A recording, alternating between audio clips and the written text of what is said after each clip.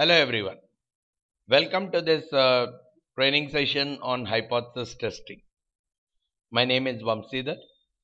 As a part of this chapter, we'll try to understand what is the concept of hypothesis and what do we mean by hypothesis testing and for what purposes we would be using this concept of hypothesis testing in the statistical parlance. Now, this term called hypothesis testing takes us into a world of statistics called as inferential statistics. In the beginning, we have actually discussed that statistics is divided into two broader groups.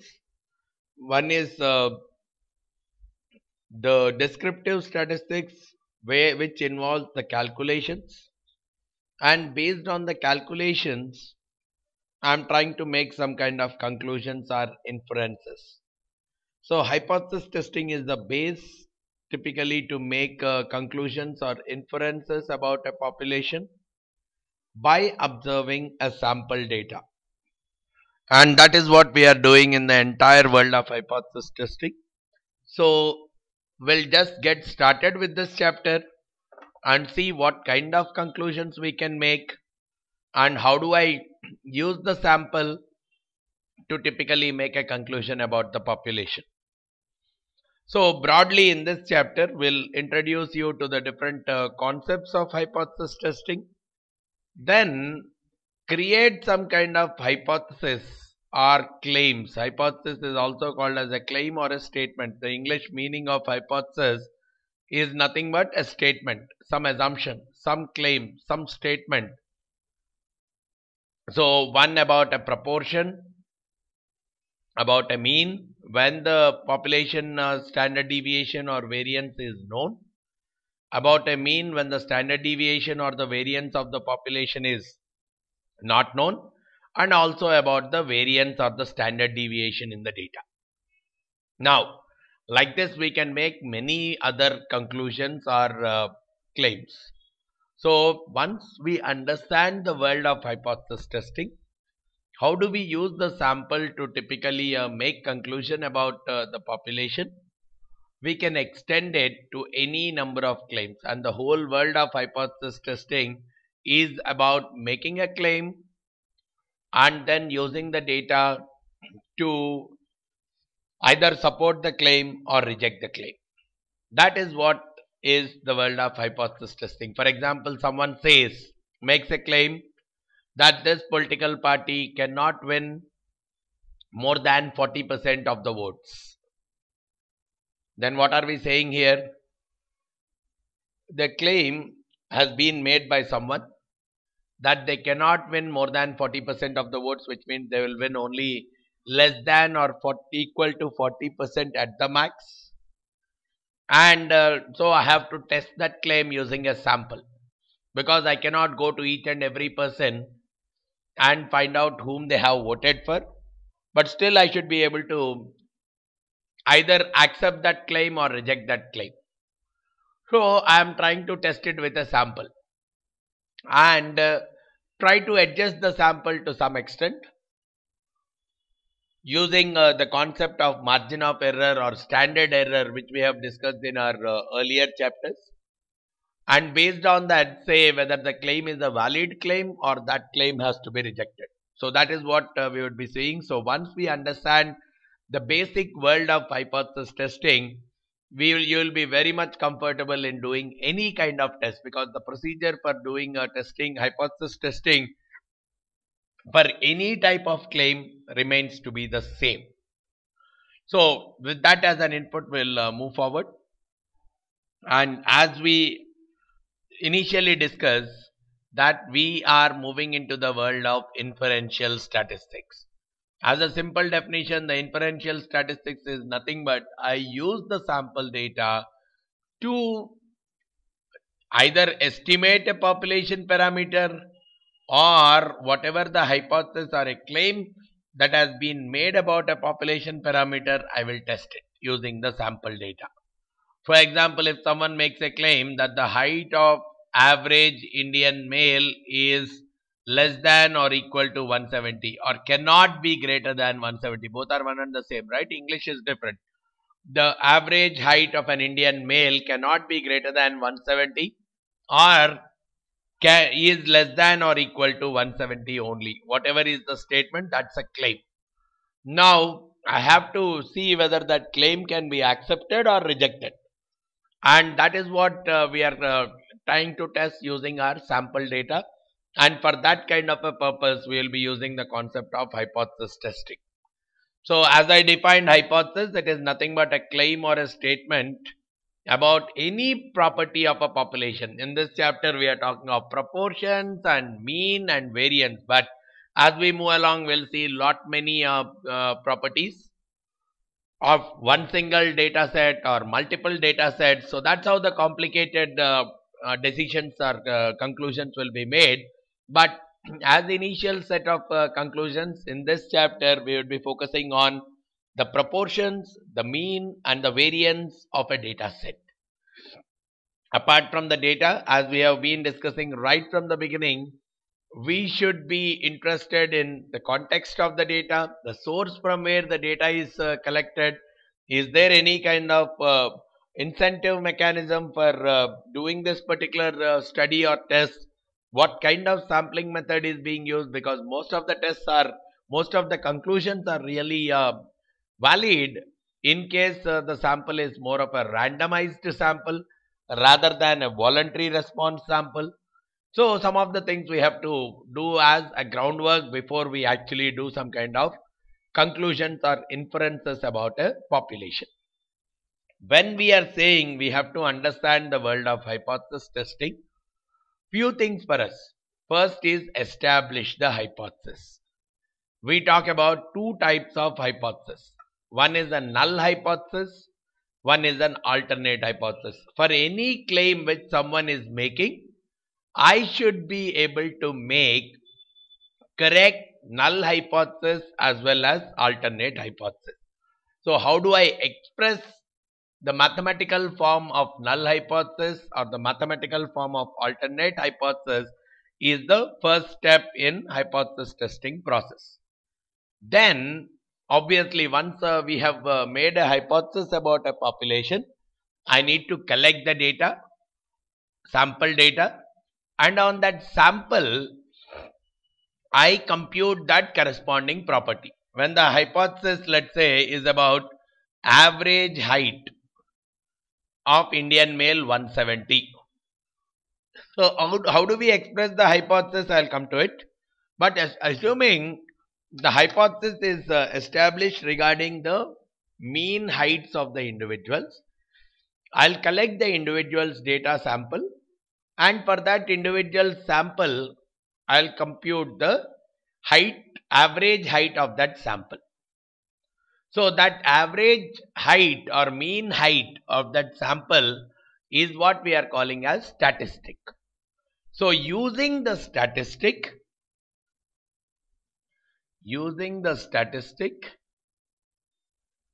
as well as the hypothesized value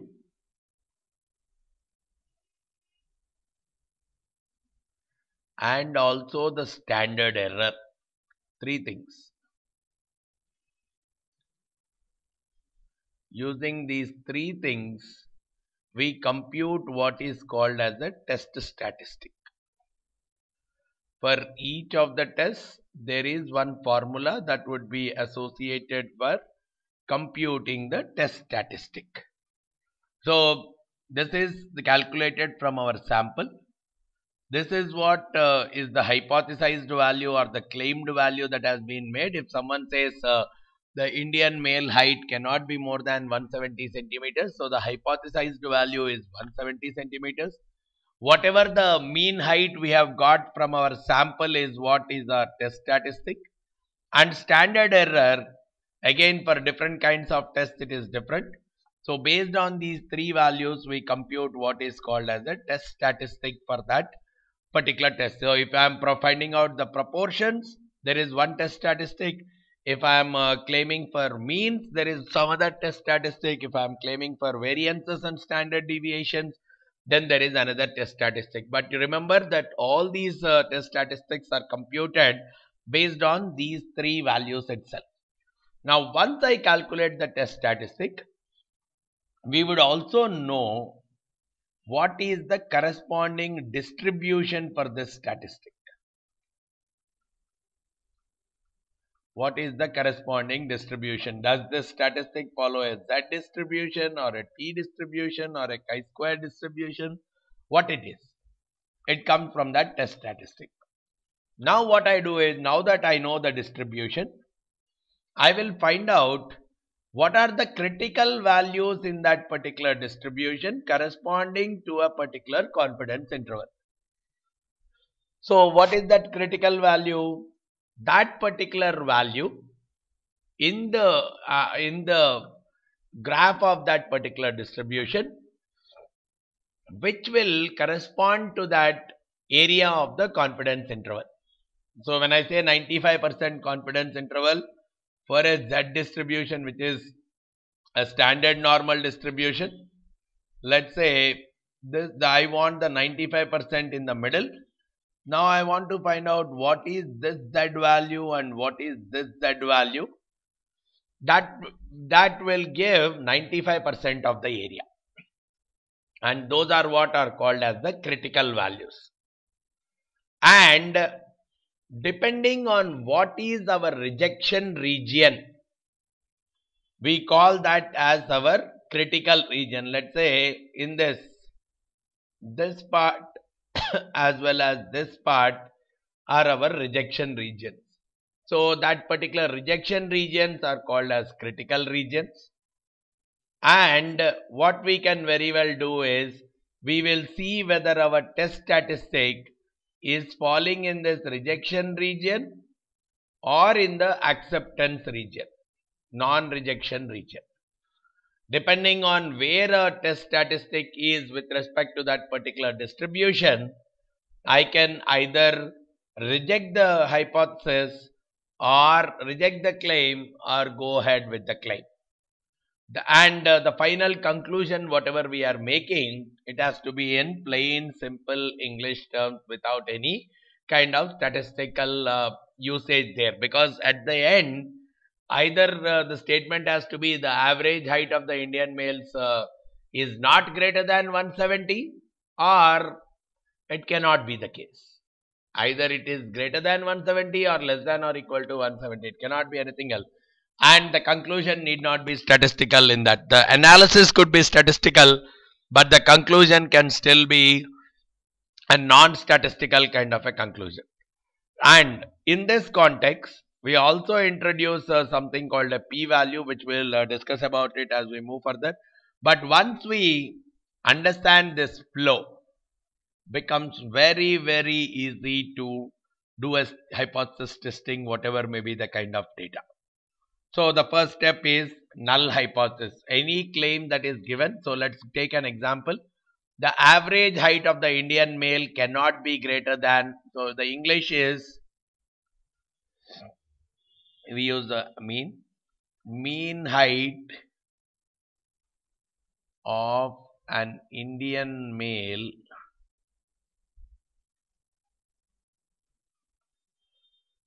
cannot be greater than 170 centimeters. Okay, if I have to write it into mathematical language, one part of it is not greater than 170. Writing it the other way, it is less than or equal to 170. So every statement which we get can be written in two forms.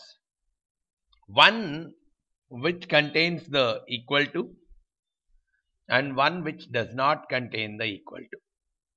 Which contains the equal to could be in three forms: a plain equal to, or less than or equal to, or greater than or equal to. The opposites of these, if I say not equal to, it would be like this. If it is not this, then it should be simple greater than, and if it is not this, the opposite to this is simple less than. So these combinations are taken as pairs. So for any test which we are interested in, null hypothesis will be one out of these three, the first three, and the alternate hypothesis will be the corresponding next ones. So in this example, because these are the two options that we have got, I will make my null hypothesis as the height less than or equal to 170, and the alternate hypothesis will be made as the average height or the mean height greater than 170.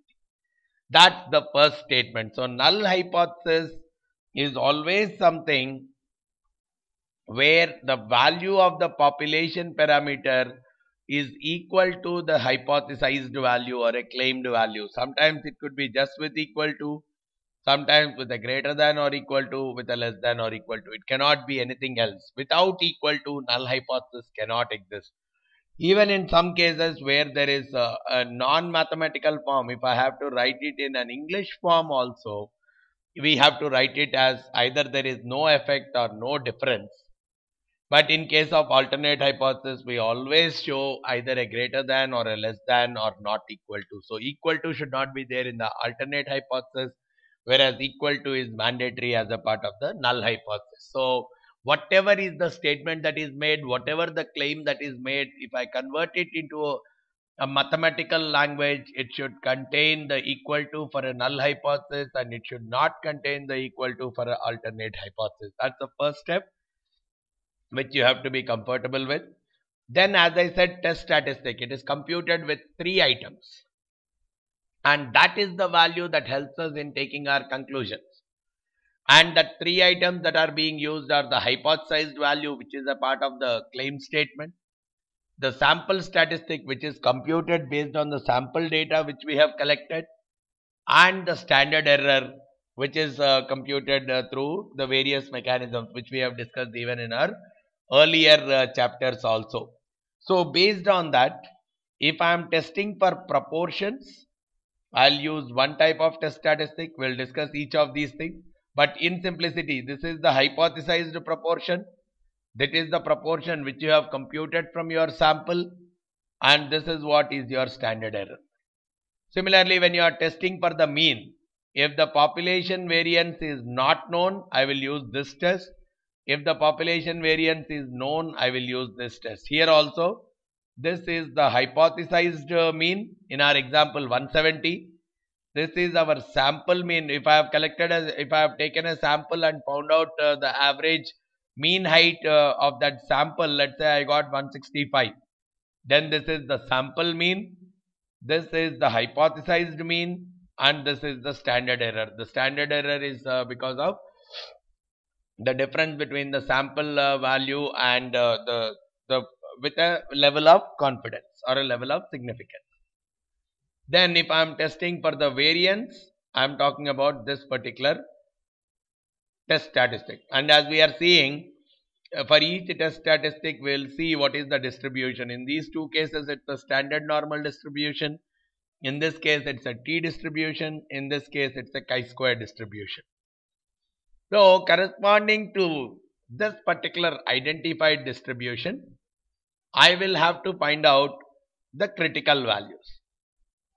We have already defined the critical value is nothing but the value which will constitute that particular area inside that particular distribution. Let's say if I am talking about a significance level of 5%, it means the confidence level is 95%. So in that particular graph, we have discussed about the normal distribution graph to be more like this. When I say 95%, if I want that 95% in the middle, I want to find out what is this particular Z value beyond which I am getting the remaining 5%. What is that particular value in the middle for those Z values, which will give me the 95% of the total area. So anything towards this side or this side, I am calling it as a rejection region. But the same thing, if I want my rejection zone to be of only one side, not on both the sides. If I want my rejection zone to be only on one side and not on both the sides, then what I could very well do is, Again, this is the normal distribution. I'll say this side there is no rejection region. The whole 5%, 95% of the area is this side. The whole 5% of the rejection area is only this side. Whatever is the rejection area is what in our statistical parlance we call as a critical region. And whatever the area I want in the rejection region is what I call as the significance level. So because I want 5% in the rejection region, I'll say the significance level of this test is 5%. Or that will translate into a confidence interval of 95%, which means that 95% is in the non-rejection region. And that value that separates the rejection region from the non-rejection region, the critical region from the non-critical regions, are what are called as critical values. And there is also a mention of what is called as a p-value. What the p-value says is, forget about your rejection region. Directly take your test statistic and see where your test statistic is lying. Let's say I have got on this normal distribution, I have got the test statistic as 2. So probably here is where that z equal to 2 lie on the normal distribution curve. Now if I go with this 2 also as a part of the acceptance region, if I take this value 2 also as a part of the acceptance region, what is the area of my rejection zone? Whatever the test statistic that has come to me, if I see that the test statistic also falls, if I assume the test statistic also falls in the acceptance region, then what is the rejection area? That rejection area is what we are calling as the p-value or the probability value. It's not the proportion. You should not be confused with the formula for proportion. This is not a proportion. This is a probability value, which is nothing but the area under the curve which will go into the rejection region, even if the test statistic whatever you have computed definitely goes into the acceptance region or definitely goes into the non-rejection region. That is what is the p-value.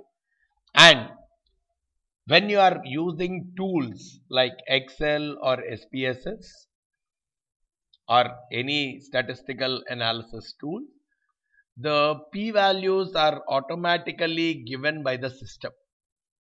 So taking a decision based on the p-values will be very, very easy, especially when you are using the tools. But when you are using the manual process, it's always suggested that you use your test statistic with respect to the critical values corresponding to that distribution, because the critical values are always based on the distribution which you are seeing, whether it is the normal distribution or a t distribution or a chi-square distribution, the level of significance or the rejection area which you are looking at. Based on that, and whether your rejection region is on both sides or only on left or only on right, depending on where your rejection region is, and this will directly come from your null and alternate hypothesis where your rejection region is. So depending on this particular input, you will decide the critical values, and once your critical values are known, your critical region will be known. And what you will do is your particular test statistic, you will see whether it is lying in the critical region or away from the critical region, and based on that you will either go with the null hypothesis or reject the null hypothesis. That's a simple process. So if your rejection zone is on both the sides, it is typically called as a two-tailed test. Generally is used if your null hypothesis contains an equal to and your alternate hypothesis contains not equal to. And in this case, only the left side is the rejection. Anything on the higher side, it's not a rejection. which means your null hypothesis is greater than or equal to, and alternate hypothesis contains less than, because alternate hypothesis is always in the rejection zone. Whereas in this case, the right side is in the rejection zone. Even this is called as one tail, because the rejection zone is only on one side. That is why they are called as one tail test. Or sometimes depending on where the rejection zone is, which means the rejection zone is nothing but critical region, left critical region. In this case, it's a right critical region. Here your null hypothesis is less than or equal to, and greater than is your alternate hypothesis. So depending on the three items, one is the significance level, two is the distribution, and three, whether it is a one-tailed or two-tailed kind of test, your critical value is determined, and your test statistic is always compared against the critical value to compute the decision. So the mechanisms wise, there are many methods. If I am using the p-value method, as I said, it is more recommended only if you are using a system or a tool like Excel or SPSS. Right? What you do for making your decision is you check whether the p-value that is computed is less than or equal to your significance level, the area as a part of your rejection region. If it is less than or equal to your rejection significance level, then you reject the null hypothesis and you go with the alternate hypothesis. So if you are saying your significance level is 5% or confidence level is 95%, so your significance level alpha is going to be 5%. And if your system has computed the p-value as 2%, because it is less than 5% or less than or equal to 5%, you reject the null hypothesis and go with the alternate hypothesis. And if the p-value is computed as 8%, which is greater than 5%, you fail to reject the null hypothesis and go with the null hypothesis itself. We will not use the statement called you accept the null hypothesis. We always, in statistical language, we use the word as fail to reject the null hypothesis, which is as good as go ahead with the null hypothesis. And even when you are wording it, we will not say we are accepting the null hypothesis. We'll say there is no evidence to reject the null hypothesis. So that's where we are going ahead with it. Just like in a court of law, the judge says if he has to release a person, he will not say this person is innocent, that's where we are releasing him. The statement will never be made like that. We don't have sufficient evidence to prove this person is guilty. So that's where he is getting acquitted. It does not mean that he is innocent, but there is no evidence to prove that he is guilty. This is the same thing here. He is assumed to be innocent, but he is not proven to be innocent. Because there is no proof or no evidence which is saying that he is guilty, we are assuming that he is innocent and we are releasing him. Same thing here. There is no evidence or no data that is telling me that the null hypothesis can be rejected, so I am going ahead with the null hypothesis. Then, when we are using the traditional method to make a conclusion, straightforward, you find the critical region using the critical value, and the critical values are found out using the distribution, the level of significance, as well as whether it is a one tail or a two tail. Based on that, you are getting your critical values and the critical region. See your test statistic whether it is lying in that critical region or not lying in that critical region. If it is lying in the critical region, then reject the null hypothesis and go with the alternate. If the test statistic does not lie in the critical region, you directly fail to reject the null hypothesis. You go with the null hypothesis itself. Then the third most common method is the confidence interval method, which is exactly the same as what we have discussed in our earlier chapter. Based on the sample, let's say you got a value as x, whether it is a mean or a proportion or whatever it is. Based on the sample, let's say you got a value x. Then you build an interval around it using the margin of error. Right? You make it as x minus e to x plus e.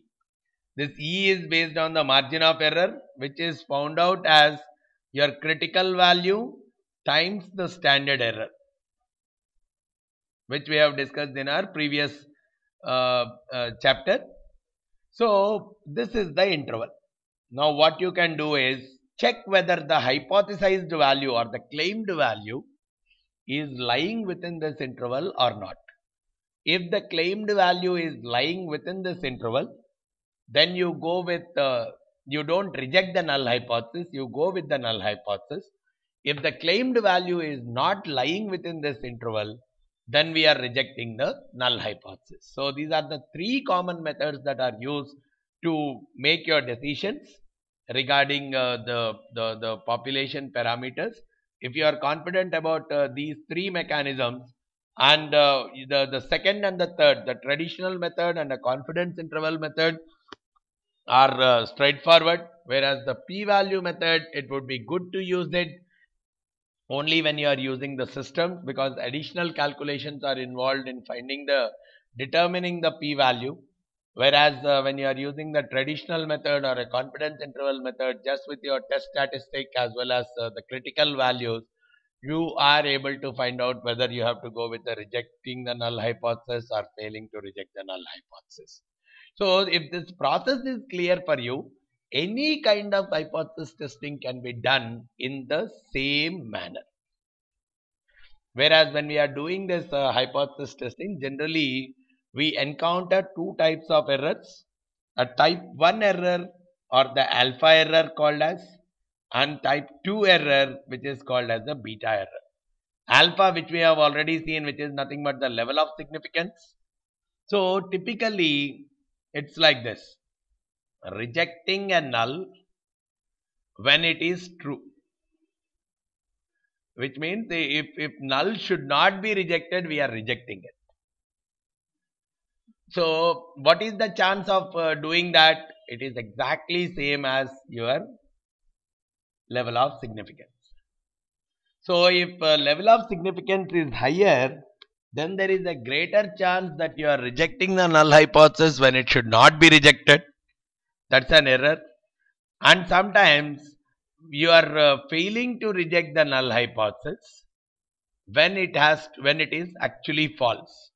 When it is false, you have to reject it, but you are failing to reject it, which is what is giving rise to a type 2 error, which is what is going to be the beta. The beta error is failing to reject the null hypothesis when it should be rejected, whereas alpha is rejecting a null hypothesis when it should not be rejected.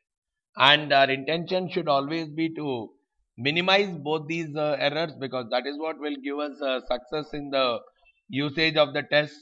So the accuracy levels, so the best way to reduce both these errors is to increase the sample size itself. The higher the sample size you are working on, there is a good way you can reduce both the type 1 error as well as the type 2 errors.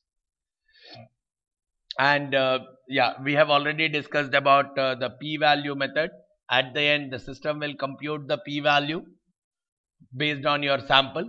You find out, you verify that p-value against your significance level. If the p-value is less than or equal to the significance level, you can reject the null hypothesis and go with the alternate hypothesis, and based on that you make the appropriate statement. So with that as the base, let's start looking at some of our claims. Let's say I want to test the claim about a proportion. Someone has made a hypothesis: this particular political party will not win more than 40% of the votes in the next election. So will not win more than, so it would be like either less than or equal to, or not greater than. These are the two ways of expressing the same meaning. So I can very well say my null hypothesis in this case is the proportion less than or equal to 40%. So similarly, the alternate hypothesis will go as proportion greater than 40%. So that's my first step. Then I have to find out the test statistic. For finding out the test statistic, I need three inputs. One is my hypothesized value, which I have 40%. then I need the sample calculated proportion. So let's say I am collecting a sample of 100 people. On that sample of 100, let's say 35 people have or 50 people have voted for this party. So the proportion is 50%. So the proportion which I have computed from my sample is what is my P cap, which is what is my sample proportion. Then using these two along with the standard error, which is given by root PQ by N in case of proportion, I will calculate the Z statistic. So P cap 50% minus P, the hypothesized value 40%, divided by square root of 40% into 60%. PQ, Q is 1 minus P by N, which is 100. So based on this, I am getting my Z value. Let's say I am computing some Z value.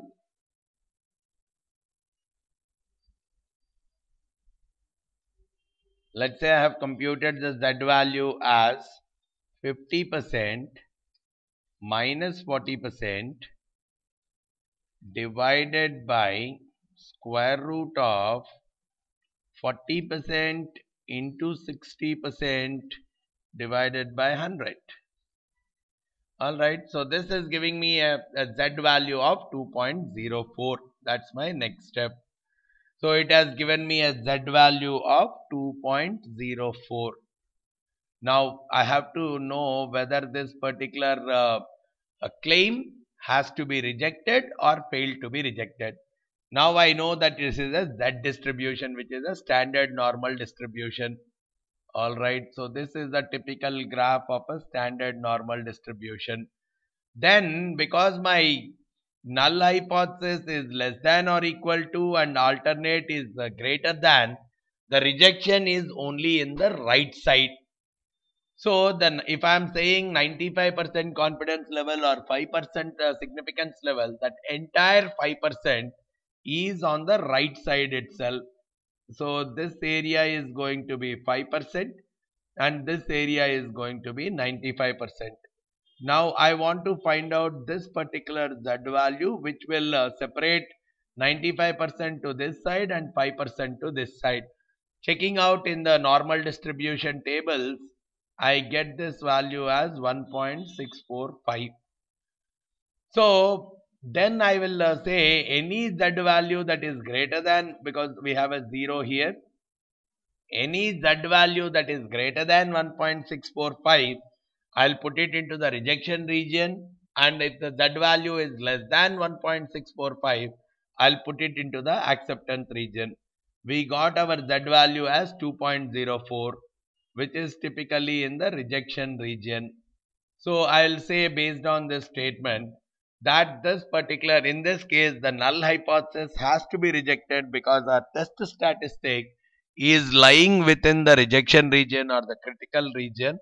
So I will not go with the null hypothesis. I will reject the null hypothesis and I will go forward with the alternate hypothesis. So the alternate hypothesis in this case is the proportion greater than 40%. So I can say with 95% level of confidence or 5% level of significance that the proportion is greater than 40%. That's how we do the hypothesis testing process. Now if you are confident with this entire process, whatever may be the claim we are talking of, in this chapter we are talking of claim for proportions like this, claim for mean, claim for variance of a single population. But as we move along, we'll talk about multiple populations together, the association between the two different sets of populations, or it could be between relations between two different sets of data. There are so many claims which we talk about because the conclusions are made from sample calculation. So conclusions need not be just about a proportion or a population mean or a population variance. We'll see so many things as we move along. But for all these things, if I have to make the rejection or acceptance of that claim, I have to depend on this hypothesis testing procedure only. So if this entire, and the procedure will be the same whatever it is, the test statistic may differ for different kinds of tests. Based on the distribution, the critical values may differ. Based on the significance level, the critical values may differ, but your conclusion will remain the same. If your test statistic is in the critical region, which is in the rejection region, then you have to reject your null hypothesis, go with the alternate. Otherwise, you have to go ahead with your null hypothesis, because you cannot reject your null hypothesis. Same thing with in case of mean. So if someone is hypothesizing that the average height of an Indian male is equal to 170, then your null hypothesis will go as height equal to 170, and alternate hypothesis will go as height not equal to 170, because the only two ways of talking about is either equal to or not equal to. And then we'll take a sample, and let's say I got my sample value as 175, sample mean of the sample which I have taken the heights of the people. I have found out the sample mean, and let's say I got the value as 175, and I also got the standard deviation as 10, and I have taken, let's say, 100 people just for simplification. Then I am calculating the Z. So X bar is, what is our sample calculation, 175 minus mu, which is the hypothesized value, which is 170, divided by sigma. So depending on whether this is of the population or we have calculated from the sample. If I have computed this 10 from the sample, then I'll use the t statistic and a t distribution. If this 10 is from a population, which means I have assumed it as a population standard deviation itself, and it's not a value computed from the sample, then I'll take the Z. But whatever it is, sigma or S by root 100, which is again 10. So it is coming out as 5 by 1. Z value is coming out to be 5. Or if I am going with a t statistic, the t value will be coming out as 5. But we are using a distribution. Let's say Z, a normal distribution, 5. Okay, so I want let's say 95% level of confidence or 5% level of significance. Now the next thing for me to do is where is that 5% rejection region? Because my null hypothesis is equal to and alternate is not equal to, the rejection region should be on both the sides, because it's a two-tailed test.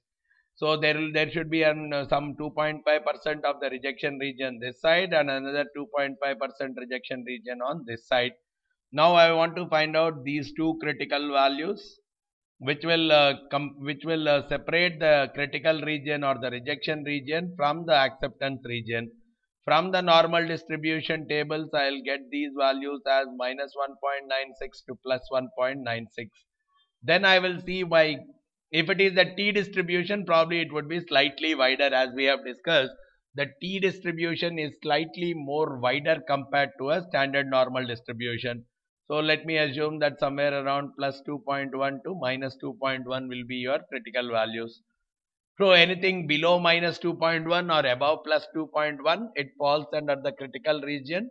So if your test statistic is falling in the critical region, you will reject the null hypothesis, and the null hypothesis is about equality. So you will reject the null hypothesis about the equality, and you will go ahead with the alternate hypothesis straightforward. So here the Z statistic value is 5, which is definitely in the critical region or the rejection region. So you are rejecting the null hypothesis and going ahead with the alternate hypothesis itself. So once you know the simple principle of hypothesis testing, once you can calculate the corresponding test statistic, then the job is very simple. You have to compare it with the critical value, and based on that you are making your conclusion straightforward. Then similarly, if I want to test it for standard deviation or the variance, again a straightforward stuff. So we are saying that the variance of a population will be equal to some sigma squared. But when I have taken a sample, so here I'll say null hypothesis is variance equal to sigma squared. The alternate hypothesis will become variance not equal to sigma squared. So based on that, I am taking a sample of n values, and based on that, I am finding out S squared, which is the sample's variance. And again, the sample variance and the population variance are being taken together as a part of the chi-square test, because it's a sample variance which is S squared by the standard error, which is sigma squared by n minus 1. So using this, I am finding out the chi-square value, and because it's a chi-square distribution based on the degrees of freedom as well as the level of significance, I am trying to find out what should be the critical values, and based on the critical values, I'll find out whether the distribution based on the critical values, I'll find out whether my statistic is lying within the critical region or away from the critical region. If it is lying within the critical region, I'll reject the null hypothesis, else I will fail to reject the null hypothesis and go ahead with the null hypothesis. But yeah, few things that we have to remember if I am doing a testing of standard deviation or the variance is my data has to be normally distributed. Otherwise, the conclusions are pretty much biased. So if I have to test for my data to be normally distributed, as we have discussed in our earlier chapters, or either I will depend on a histogram plot, or I will check out for the outliers in the data, or I may go with a normal quantile plot. Any of these, I will check for the normality in the data, and if the data is not normal, we have also discussed about the mechanisms of how to convert it into normal by doing some kind of transformations. If I have to test for the standard deviation or the variance, that's the kind of groundwork that has to be done. I cannot directly execute the values on non-normal kind of a data. So this is one major aspect that we have to remember, but the hypothesis testing process remains one and the same. So just as a summary, so for where if I have to test the proportion of a population or a mean of a population or a standard deviation or variance of a population, we will use the appropriate test statistics. And as we have discussed, for a proportion, this is the statistic we'll use. For a mean, depending on whether the sample variance is known or not known, we'll use either a standard normal distribution statistic, that statistics, or a t statistic. And the Z statistic and T statistic, both of them are applicable only when one of these two conditions is satisfied, as we have discussed in our earlier chapters also. Either the population should follow a normal distribution, or even if it is not following a normal distribution, at least the sample size should be greater than 30. If at least one of these two rules is satisfying, then only we can use this statistic and the hypothesis testing measure for the claim against the mean. If both these rules are not satisfied, then we will use some non-parametric methods, which we will discuss in some later chapters. So we will be using some non-parametric methods to test for the mean, but not either of the normal distribution, Z distribution, or a T distribution statistics. And for testing the variances, we use the chi-square test. And the more essential thing for a variance testing is the population should be normally distributed.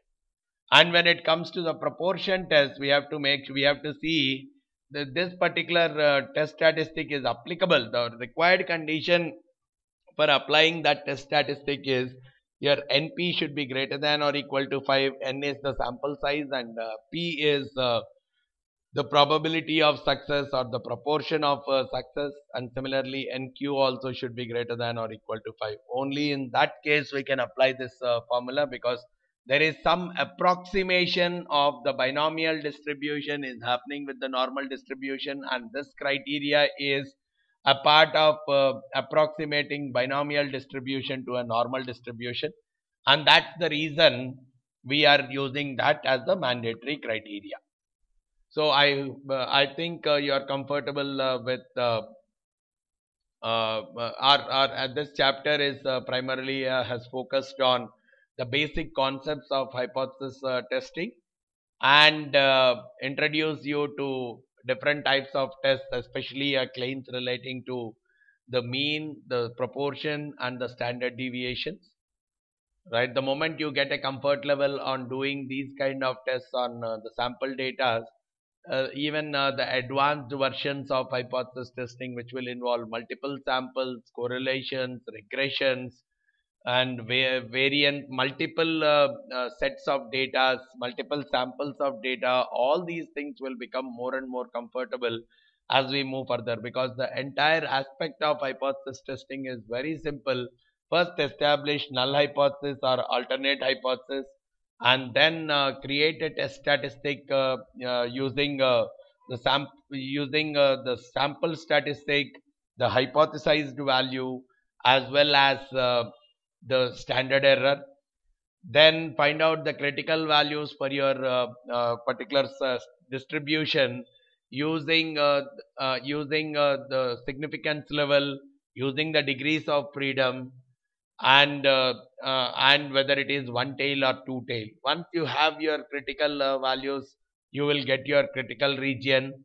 Find whether your test statistic is lying within the critical region or not. If it is lying within the critical region, reject the null hypothesis and go with the alternate hypothesis. If it is not lying within the critical region, then don't reject the null hypothesis and you can very well go ahead with the null hypothesis. This is the simple summary of the entire chapter. If you have any further queries regarding solving any of the problems in this aspect, please feel free to call me on the number that is given below, 9848012123. You can also drop in an email to me at vamsidhar@pacegurus.com. I suggest that you visit my website www.pacegurus.com to get updates about the various training and consulting activities, or even training videos that we are releasing in the area of finance, statistics, investments, analytics, using tools like Excel, VBA, and SPSS. I hope this session gave you a decent insight into the world of hypothesis testing. Thanks a lot for listening to this session. Thank you very much.